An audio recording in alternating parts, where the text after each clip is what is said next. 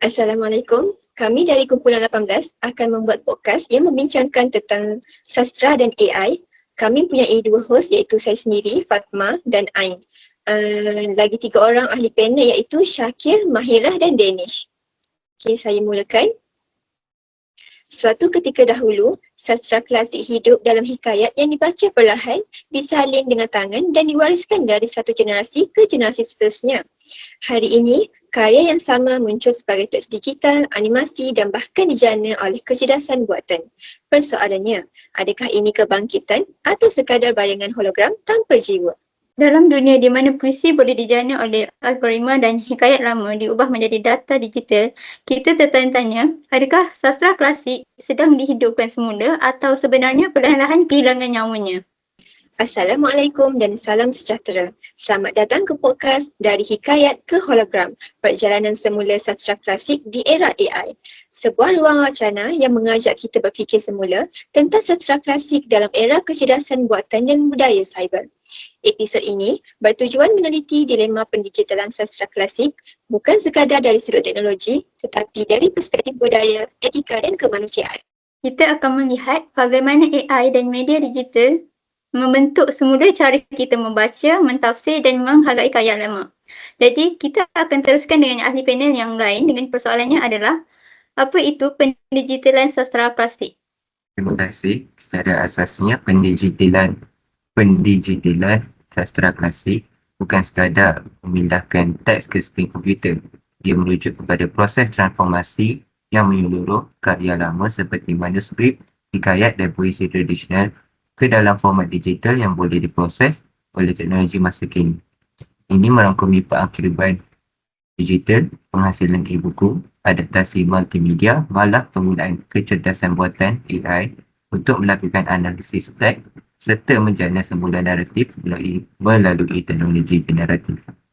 Namun, kita kena faham di sebalik kemudahan ini ada tujuan yang lebih besar iaitu memastikan website kita tidak ditelan zaman. Betul, saya setuju. Tujuan pendigitalan sastra klasik ni memang sangat jelas adalah untuk pemeliharaan dan dapat memberi akses yang lebih luas secara global dan dapat memastikan karya ini terus relevan dengan masyarakat moden sekarang. Namun hakikatnya, sastra klasik pada hari ini berdepan dengan pelbagai masalah dan juga cabaran. Di mana kalau kita lihat, orang zaman sekarang ni dah mula jarang nak membaca. Lagi satu, manuskrip lama ni sukar kita nak dapat akses yang lebih mudah dan tambahan pula dengan bahasa-bahasa yang digunakan juga terlalu susah dan berat untuk kita nak faham. Malah generasi muda pada hari ini merasakan karya-karya lama ini tidak berkait dengan realiti hidup mereka sekarang. Sebab kalau kita tengok orang-orang zaman dulu, mereka akan luang masa mereka dengan orang kata sastra lama kan, dengan bersyair, berpantun. Tapi zaman sekarang disebabkan berlakunya globalisasi dengan adanya kecanggihan teknologi, mereka lebih cenderung untuk aplikasi seperti novel online yang menyebabkan sastra klasik ini mudah dilupakan. Jadi saya rasa dengan kita membuat pendigitalan sastra klasik ini boleh dijadikan sebagai satu inisiatif yang terbaik untuk kita nak menyemarakkan lagi karya-karya lama untuk tidak terus dilupakan sambil kita nak memberi peluang kepada pembaca-pembaca pada zaman sekarang untuk mendapat akses sastra-sastra lama dengan lebih mudah dan juga mesra. Betul. Okay, so jadi bila kita sebut pendigitalan sastra klasik, apa sebenarnya yang dimaksudkan? Sekadar scan buku ke, PDF ke, macam mana? Okey, baik. Izinkan saya untuk menjawab persoalan tersebut. Baik, ia bukan setakat tu sebenarnya. Pendigitalan sastra klasik ni merangkumi banyak benda. Contohnya, e-buku interaktif, animasi hikayat, audio pantun, sampai ke penggunaan AI untuk penterjemahan dan visualisasi cerita. Tujuannya bukan nak ubah cerita asal, tapi nak mudahkan akses dan pemahaman, especially untuk generasi digital. Tapi dekat sinilah isu mula timbul kan. Persoalannya, sejauh mana teknologi ni membantu tanpa menjejaskan identiti budaya. Sebab bila cerita klasik mula diolah jadi animasi atau kandungan digital, ada risiko nilai asal tu makin pudar. Saya setuju dengan kebimbangan tadi. Memang ada risiko kita tidak dapat nafikan jika teknologi digunakan secara melulu tanpa kawalan. Sastra klasik kita boleh hilang jiwanya dan sekadar menjadi bahan hiburan kosong yang kehilangan konteks sejarah, falsafah dan nilai murni yang terkandung di dalamnya. Namun, kita kena faham juga jika kita gunakan dengan betul, teknologi sebenarnya bertindak sebagai alat yang sangat berkuasa untuk mengukuhkan dan menjaga kelangsungan identiti tersebut. Okey, menarik. Jadi kita masuk soalan seterusnya. Adakah adaptasi digital ini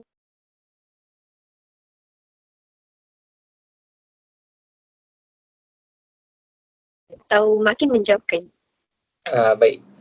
Pada pendapat saya, ia bergantung pada cara adaptasi itu dibuat.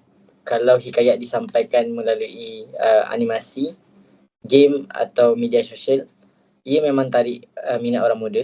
Sekurang-kurangnya mereka kenal watak, jalan cerita dan asal-usul warisan kita. Saya menyelit sikit lah, tapi saya rasa kalau kita buat dalam versi yang macam hiburan ataupun secara versi yang ringkas macam tu, saya rasa ada risikonya juga sebab mungkin mereka akan kurangkan kandungan asal yang daripada teks karya lama. Jadi takut hilang nilai ataupun makna-makna yang sebenar daripada teks-teks sastra lama tersebut. Jadi saya rasa sepatutnya pendekatan pendigitalan sastra klasik ni menjadi sebagai satu langkah awal untuk kita nak memperkenalkan sastra-sastra lama kepada orang ramai, bukannya sebagai kita nak menggantikan karya-karya yang asal. Itu pendapat saya. Langkah awal bukan pengganti. Saya suka point tu. Jadi dekat sini lah peranan manusia tu penting kan, bukan teknologi semata-mata. Sekali, bagi saya, kita harus tegas dengan prinsip bahawa AI hanyalah alat, bukan pengganti manusia.